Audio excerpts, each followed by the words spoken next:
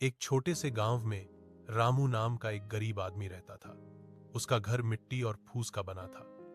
रोज सुबह वह सूरज उगने से पहले उठ जाता और अपने परिवार के लिए काम की तलाश में निकल जाता। उसके पास न जमीन थी, न कोई बड़ी नौकरी, बस मेहनत और ईमानदारी उसका सबसे बड़ा धन था।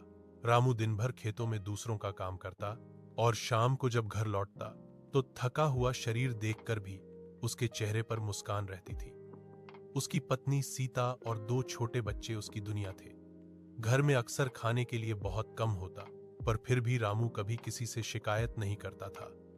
वह हमेशा कहता, भगवान ने मुझे दो हाथ दिए हैं, जब तक ये चल रहे हैं भूखा नहीं रहूंगा।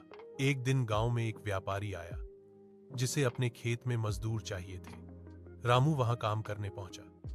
व्यापारी को उसकी मेहनत देखकर बहुत अच्छा लगा। उसने रामू से कहा, तू तो बहुत ईमानदार आदमी है, मैं तुझे स्थायी काम दूंगा। रामू बहुत खुश हुआ।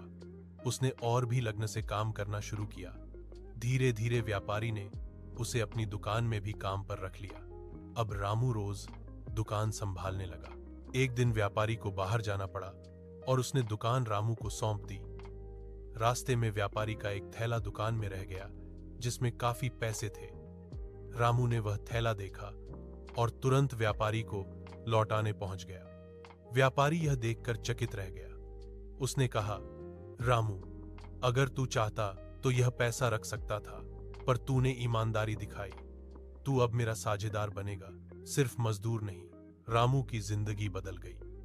अब उसके बच्चे पढ़ने लगे, घर पक्का बन गया और सबसे बड़ी बात, उसने कभी अपनी सच्चाई और मेहनत नहीं छोड़ी। गांव के लोग अब उसे ईमानदार रामू कहने लगे। रामू हमेशा कहा, क